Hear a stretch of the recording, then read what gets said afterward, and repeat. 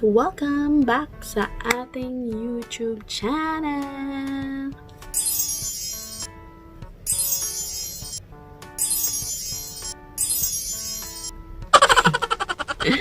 Okay, so for today's video is actually inspired po sa maugong balita ngayon regarding sa Jaden na kinonfirm na kinonfirm na nila sa TWBA na hiwalay na talaga sila.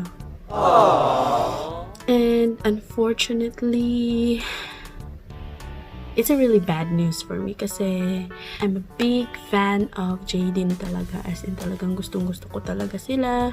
Doon ko sila unang nagustuhan sa movie nila na Diary ng Pangit. Para sa akin, ang ganda talaga ng love team nila, perfect sila.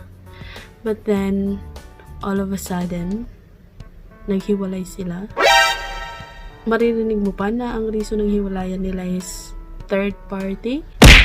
Oh my goodness, parang hindi ko matanggap. Ako yung tipo ng tao na naiinis talaga sa word na third party.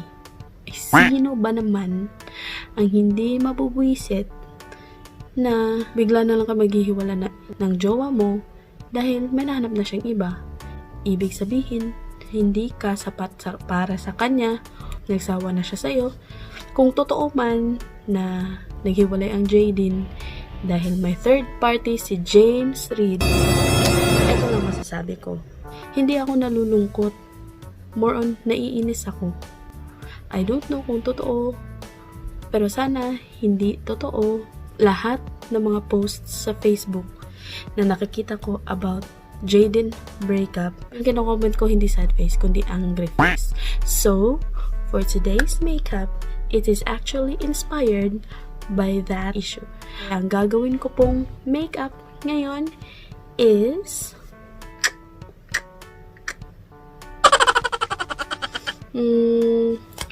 I call it, how do you call it? May naisip na ako kanina, nakalimutan ko eh. Wait lang. So for today's makeup, I call it excuse me. Repeat. For today's makeup tutorial, I call it got cheated on makeup look. If you're interested with this makeup look, stay tuned and keep watching. Hope it gives you hell. Okay, so here we are again as usual. Before we begin with our makeup, maglinis muna tayo ng kamay. Linisin ang mga kamay. And after maghugas ng kamay, linisin din ang mukha. So, ang ginagamit ko pong panlinis ng mukha, as usual, ito pong Nivea Micellar Water. Nalinis na po natin ang mukha natin, mag-primer na po tayo. As usual, ang gamit ko pong primer is this, the MAC Prep and Prime Mist Spray. So, mag-spray muna tayo. Dahil gahaman tayo sa mist spray, damihan natin. For my other primer, I use this, again, Caradium, by the way, with the shade Milk. I'm not sure kung ito ba talaga yung shade niya, Milky White. It's a Korean product, and the inside looks like this. Ako yung tipo ng tao na hindi mahilig mag-primer pag nagme-makeup. But then, sino ba naman na hindi matatempt na bilhin to? Ganito ka-cute na packaging. Ganito ka-cute.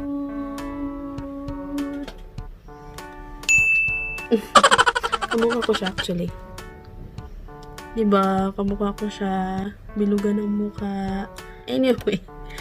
So, it looks like this on the inside. Ito yung kanyang applicator. And when you open this one, it looks like this on the inside. Idadump mo lang yung sponge dito. Ito yung product niya. So, mag-prime na tayo. Lagyan na natin ng konti yung mukha natin. Instant blurring effect. I would highly recommend this one. Char. highly recommend talaga. Yes, highly recommended ko talaga tong ano na to. Aside from the fact na safe siyang gamitin, it's also effective on blurring out the impurities on your faces. Next step, foundation. Ta-da! I got 2 shades here. I'm going to use this Dermacone full coverage. I have the shade, I have the 207.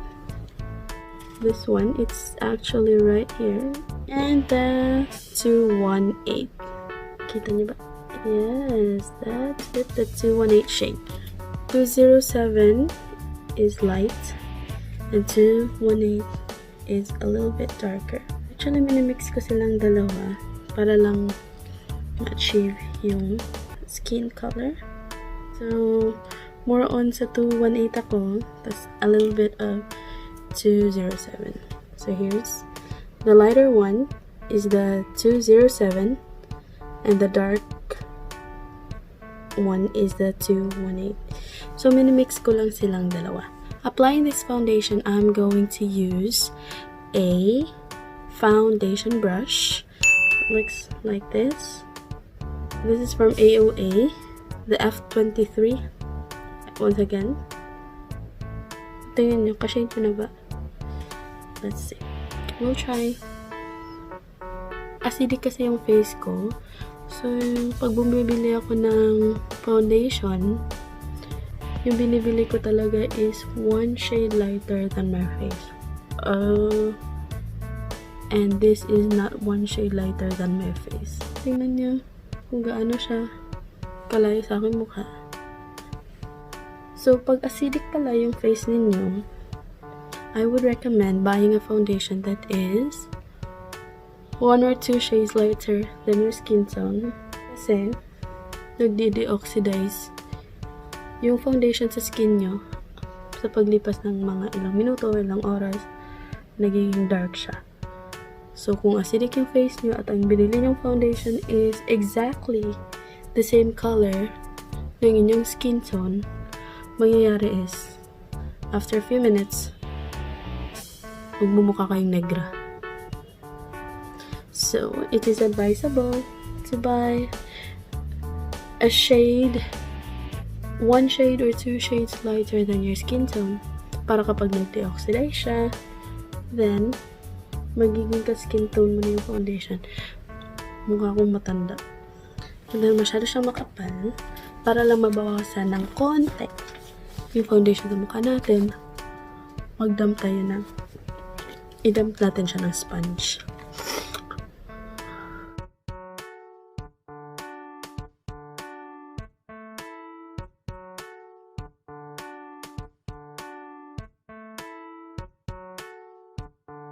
So, we're done blending our foundation. Hindi ko ma-imagine kung anong finish look nito. Basta ang goal ko lang is magmukhang fierce, magmukhang ito yung sinayang mo na look, ganyan. But then, I don't know if ma-achieve ba natin yan. But hopefully, we can. Anyway, next is putting on contour. Okay, so contour. Ang gagamitin natin contour is, again, this one, the Vice Cosmetics, the shade Porcio. Hindi talaga ako marunong mag-contour, guys. Alam niyo yung ibang tao dyan, ang galing-galing maglagay ng contour. Ako talaga, struggle talaga sa akin ng maglagay ng contour. Hindi ako sure kung tama ba yung mga ginagawa kong paglalagay ng contour na to. Tama ba to? Kaya gumaganyan ako. Kasi hindi ako sure kung tama ba yung paglalagay ko ng contour. So, sa mga magagaling dyan na mag-contour, please mag-comment kayo kung tama ba itong ginagawa ko.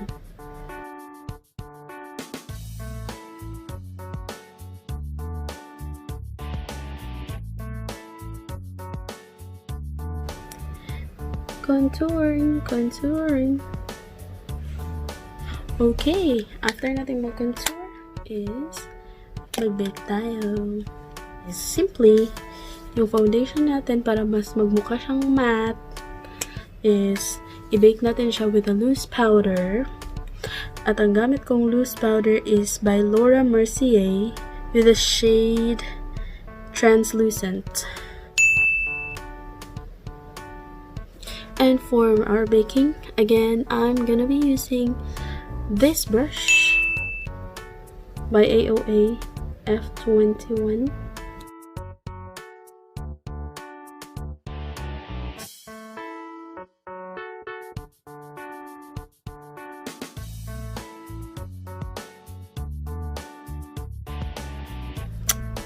Nagbe-bake na ako, tapos hindi pa ako naglalagay ng concealer. Hindi kasi talaga ako sanay maglagay ng concealer, kaya lagi ko nakakalimutan ng step na yan. Maybe we can try. Tanggalin muna natin yung powder. Yes. Powder, excuse me. Please, can you step aside? Maglalagay muna ako ng concealer. Sana hindi maging disaster, no? But anyway, so let's try putting a concealer. So, ang concealer na gagamitin ko is this one. This concealer by Tarte with the shade Porcelain Beige. Here we go.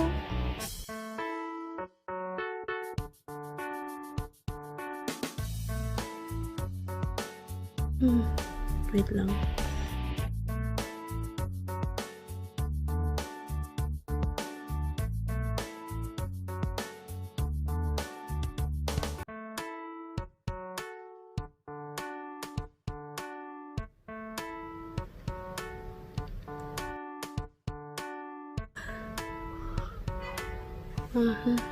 Bake ulit tayo.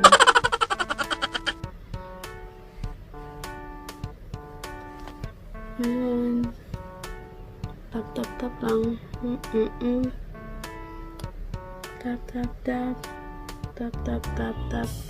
Tap. We're going to do our kilay. While waiting na ma-set, ma-bake ang ating face. Ang pangkilay na ginagamit ko are these two. These are my two best friends for my pangkilay. Ito lang talagang dalawang to. I have the Avon with the shade Dark Brown. And I have this one from Wet n Wild with the shade Cement Brown. Yes. Double-ended siya. The other end, andito yung pangkilay niya. On the other end, meron siya ditong wand. Like that. So, ang una kong ginagawa pag nagkikilay ako is, inaayos ko yun sila dyan. So, ayusin na natin sila. Next, na ginagawa ko is, nag-outline ako sa shape na gusto kong ma-achieve. So, hindi po ako nag-aahit ng kilay ko. Hinahayaan ko lang silang tumubo dyan. Kasi nauuso na rin naman yung kilay na yung ganyan. Hi guys, I'm back with my kilay. Hindi nga naisip ko magpa-microblade para mabilis na lang gawin yung kilay ko. But then, I miss my natural kilay. I'm not saying na maganda yung kilay ko. All I'm saying is, gusto ko yung nasa kilay ko.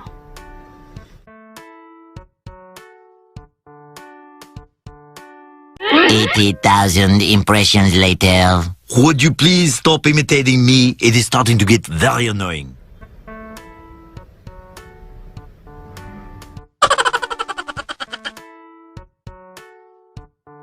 So, after our kilay, pwede nating tanggalin yung powder dyan. Lagyan natin ulit ng contour. Yes.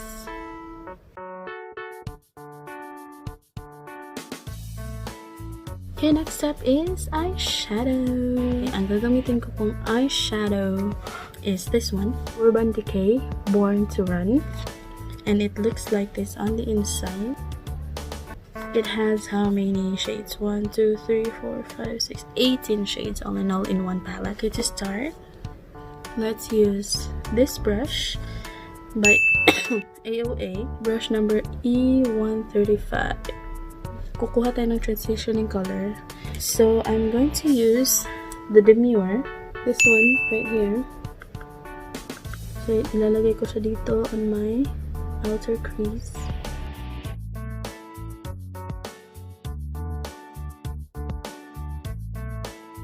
So, let's proceed to the next shade on our eyeshadow. So, I think I'm gonna be using the Sandalwood, which is this one right here. And I'm gonna put this on my lower crease. Girl, soft now. Look at that. Oh my god. Such a perfect match. Ang OA. Guys, kung balak mong bumili ng eyeshadow palette, I suggest you buy this palette. It's perfect. So, next shade I'm gonna be using is a darker brown. And I'll be using Cocoa. This one right here, it's a little dark than this Sandalwood. Ilalagay ko lang siya sa aking outer crease.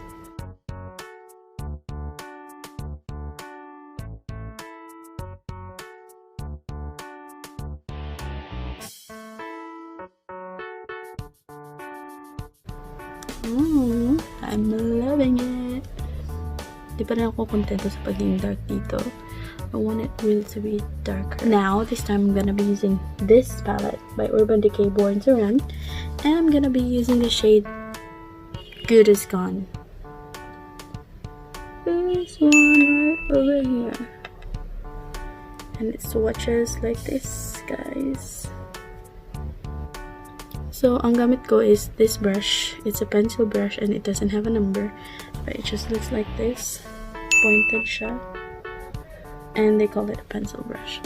Para gumawa lang ng more precise na shape on my outer crease.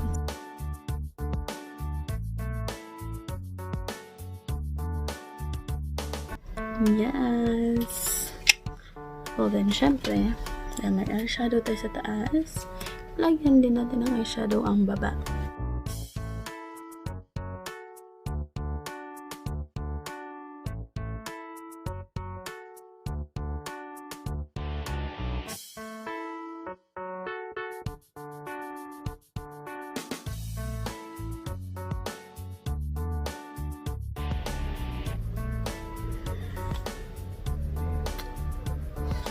So we're done.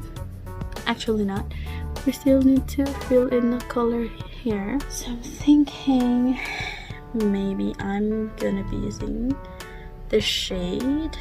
I'll use the Moon Dust because it's actually the lightest shade among the three.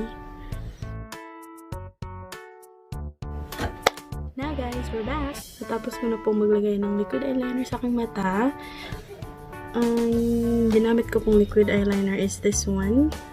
I think this one is from Maybelline. For my mascara, I used this one by Revlon. Okay, so now we're just gonna put on some blush on and then we'll be finished.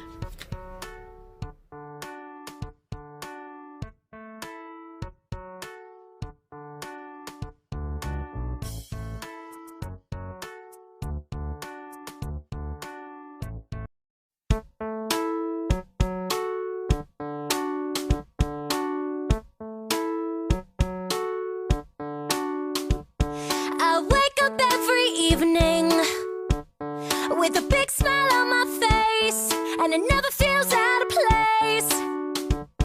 And you're still probably working at a 9-to-5 pace. I wonder how bad that tastes when you see my face. Hope it gives you hell, hope it gives you hell. When you walk my way, hope it gives you hell, hope it gives you. And truth be told, I miss you. And truth be told, I'm lying. When you see my face, hope it gives you hell, hope it gives you hell.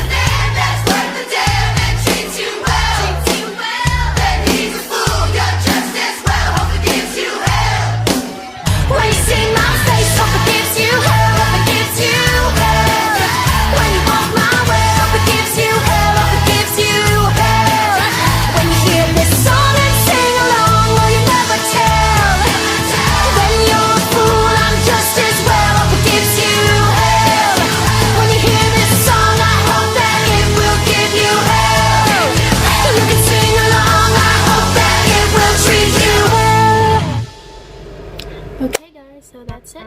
This is our final look. Naglagay lang po ako ng konting blush on, konting highlighter, lipstick, and I guess that's it. So that's it for our final makeup look. Ano nga yun? Yeah. This is our got cheated on makeup look.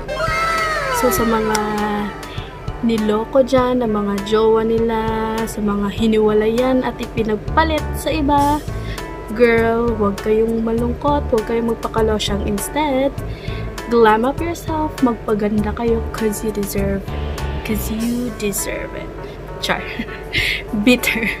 Anyway, so hope you like it and hope you enjoy this makeup tutorial. If you have any comments, if you have any suggestions for my next vlog, just comment down below. And if you like this video and if you want to see more about my vlog, then just click the subscribe button and also the notification bell para ma-notify po kayo next time I will be uploading my video. So I hope you enjoy, guys. I hope you like it. I hope you ibubulong naman ako. Kasi nag-i-English na naman kasi ako. Bakit ba kasi nag-i-English ako? Anyway, so sana po nagustuhan po ninyo ang makeup tutorial na ito. And this makeup look. And I hope to see you guys next time. Bye!